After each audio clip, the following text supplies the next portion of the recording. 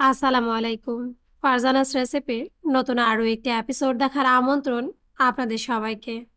আমি আজকে আপনাদের করে দেখাবো গরমে একটু স্বস্তি পেতে আমার খাওয়া সেরা স্বাদের পুডিং রেসিপি। আর সেটা হলো টক মিষ্টি স্বাদের কাঁচা আমের পুডিং। তো আমার রেসিপিগুলো যদি আপনাদের ভালো লেগে থাকে তাহলে আমার চ্যানেলটাকে সাবস্ক্রাইব করতে ভুলবেন না। আর আমার প্রতিটা ভিডিওর নোটিফিকেশন সবার আগে পেতে বেল বাটনে একটা ক্লিক করে দেবেন। তো চলুন গিয়ে দেখে নিই কাঁচা আমের টক মিষ্টি পুডিং তৈরি করার সম্পূর্ণ প্রস্তুত প্রণালী। এখন প্রথমেই আমরা পুডিংয়ের জন্য আমের প্রিপারেশনটা করে নেব। তাই এখানে আমি চুলার মিডিয়াম হিটে একটা প্যান বসিয়ে দিয়েছি। এখন এই প্যানের মধ্যে আমি দিয়ে দেব মেজারমেন্ট কাপের 1 কাপ পরিমাণ কুচি করে কাটা কাঁচা আম, সেই সাথে মেজারমেন্ট কাপের 2 কাপ পরিমাণ নরমাল পানি। এখন একটা স্প্যাচুলা দিয়ে পানি আর আমটাকে হালকা হাতে মিশিয়ে নিয়ে আবারও প্যানে ঢাকনা দিয়ে দেব 5 থেকে 7 মিনিটের জন্য চুলার লো মিডিয়াম হিটে। দেখুন 7 মিনিট পর আমের কালারটা কিন্তু পরিবর্তন হয়ে গেছে। আর এই পর্যায়ে স্প্যাচুলার মাথা দিয়ে হালকা হাতে কুচিয়ে দেখব, যদি দেখি আমের স্লাইসগুলো ঠিক এরকমই দুভাগ হয়ে গেছে তাহলেই বুঝতে হবে আমগুলো কিন্তু খুব ভালোভাবে সেদ্ধ হয়ে গেছে। আর এখন আমরা চুলাটা বন্ধ করে দেব এবং সেদ্ধ করা এই আমগুলো আমরা এরকম একটা হ্যান্ড ব্লেন্ডার দিয়ে খুব ভালোভাবেই ব্লেন্ড করে নেব। তবে আপনাদের হাতের কাছে যদি এরকম হ্যান্ড ব্লেন্ডার না থাকে কোনো সমস্যা নেই। সেক্ষেত্রে আপনারা চাইলে সেদ্ধ আমের এই মিশ্রণটা চুলা থেকে নামিয়ে পুরোপুরিভাবে ঠান্ডা করে একটা ব্লেন্ডার জগে দিয়ে ব্লেন্ড করে নেবেন। তাহলেও কিন্তু এরকমই ঘন আমের রস তৈরি হয়ে যাবে। এখন ঘন এই আমের রসের মধ্যে আমি অ্যাড করে দেব মেজারমেন্ট কাপের 1/2 কাপ পরিমাণ চিনি, 1/4 চা চামচ লবণ স্বাদের ব্যালেন্সের জন্য, 1 থেকে 2 ফোঁটা গ্রিন ফুড কালার। তবে আপনারা চাইলে ফুড কালারটা কিন্তু পুরোপুরিভাবেই বাদ দিতে পারেন। এতে পুডিংয়ের স্বাদ বা ঘ্রাণে কোনো রকম পরিবর্তন আসবে না।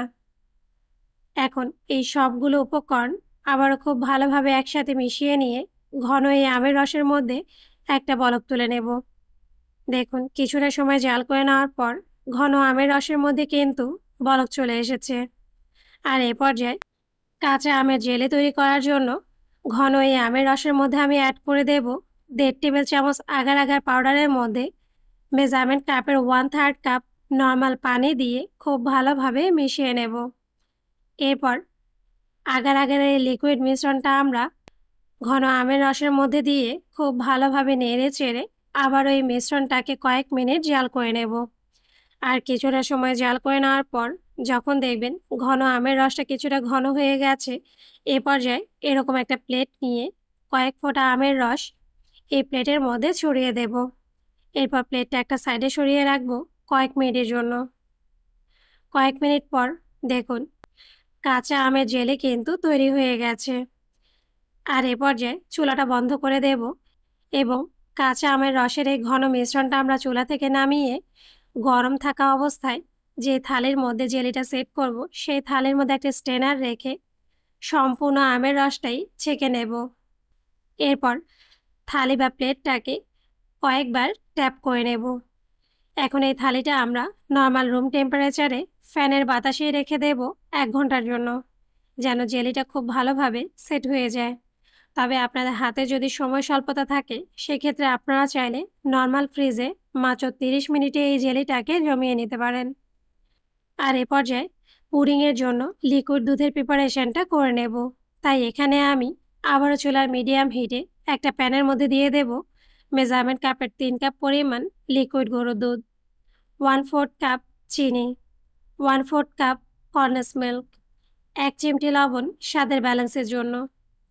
এরপরে সবগুলো উপকরণ আবারও খুব ভালোভাবে একসাথে মিশিয়ে নেব। মেশানো হয়ে গেলে এ পর্যায়ে যখন দেখবেন দুধের মিশ্রণের মধ্যে বলক চলে এসেছে তখন পুডিংয়ের বাইন্ডিংয়ের জন্য এর মধ্যে আবারও আমি অ্যাড করে দেব 1.5 টেবিল চামচ আগার আগার পাউডারের সাথে মেজারমেন্ট কাপের 1/3 কাপ নর্মাল পানি।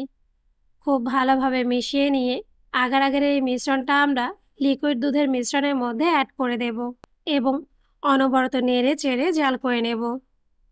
আর কিছুটা সময় জাল করে নেওয়ার পর দেখুন লিকুইড দুধের মিশ্রণটা কিন্তু অনেকটাই ঘন হয়ে গেছে এবং পাতিলের চারধারেও লিকুইড দুধের মিশ্রণটা জমতে শুরু করেছে।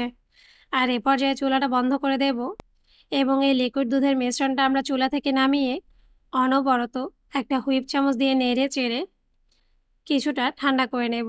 তবে কোনোভাবেই কিন্তু সম্পূর্ণ ঠান্ডা করা যাবে না, না হয় পুডিংয়ের মিশ্রণটা কিন্তু পাতিলের মধ্যেই জমতে শুরু করবে।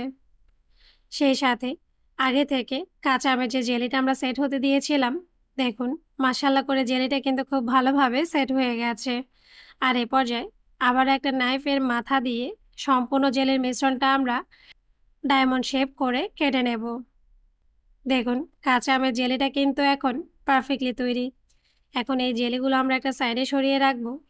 সেই সাথে আগে থেকে লিকুইড দুধের যে মিশ্রণটা আমরা তৈরি করে রেখেছিলাম, দেখুন সেই মিশ্রণটা কিন্তু অনেকটাই ঠান্ডা হয়ে গেছে, তবে পুরোপুরি ঠান্ডা কিন্তু এখনো হয়নি। আর একটু খেয়াল করুন, আমি কিন্তু লিকুইড দুধের মিশ্রণের নাড়াচাড়াটা একটুও বন্ধ করিনি, না হয় পুডিংটা কিন্তু পাতিলেই জমে যেত। এখন যে মোল্ডের মধ্যে আমরা পুডিংটা সেট করব, খুব দ্রুত সেই মোল্ডটা নিয়ে নেব। আর একটু খেয়াল করুন, পুডিংটা সেট করার জন্য এখানে আমি ফ্লাওয়ার শেপের একটা মোল্ড নিয়ে নিয়েছি। এখন এই মোল্ডের নিচের ধারে আগে থেকে যে ডায়মন্ড কাট করে কেটে নেওয়া আমের জেলি, সেখান থেকে কিছুটা জেলির টুকরো ছড়িয়ে দেব। এরপর ওপর থেকে লিকুইড দুধের মিশ্রণটা দিয়ে কয়েকবার ট্যাপ করে নেব, যেন জেলির চারধারে সমানভাবে লিকুইড দুধের মিশ্রণটা ঢুকতে পারে। এরপর আবারও সেকেন্ড লেয়ারে কিছুটা আমের জেলি দিয়ে লিকুইড দুধের মিশ্রণ দিয়ে সেট করে নেব। আর এভাবেই কিন্তু আমি সম্পূর্ণ মোল্ডের মধ্যে পুডিংয়ের মিশ্রণটাই সেট করে নেব। দেখুন কাঁচা আমের জেলি সেই সাথে লিকুইড দুধের মিশ্রণ দিয়ে কিন্তু মোল্ডের মধ্যে পুডিংটা সেট করে নেওয়া হয়ে গেছে। আর এ পর্যায়ে এর ওপরে প্লাস্টিকের একটা র্যাপার দিয়ে খুব ভালোভাবেই ঢেকে দেব এবং এই মোল্ডটাকে আবারও 1 ঘন্টার জন্য নর্মাল ফ্রিজে রেখে দেব, যেন পুডিংটা খুব ভালোভাবে সেট হয়ে যায়। দেখুন 1 ঘন্টা পর পুডিংটা কিন্তু খুব ভালোভাবে সেট হয়ে গেছে। আর এ পর্যায়ে মোল্ডটাকে 2 ধার থেকে হালকা একটু ঝাঁকিয়ে একটা প্লেট মোল্ডের উপরে রেখে হালকা হাতে উল্টালেই দেখবেন পুডিংটা খুব সহজেই মধ্যে ট্রান্সফার হয়ে যাবে। দেখুন মাশাআল্লাহ করে তৈরি হয়ে গেছে কাঁচা আমের মিল্ক পুডিং। আর এই পুডিংটা দেখতে কতটা সুন্দর হয়েছে সেটা আমি মুখে বলার থেকে আপনারা ভিডিওটা দেখলেই কিন্তু খুব সহজেই বুঝতে পারবেন।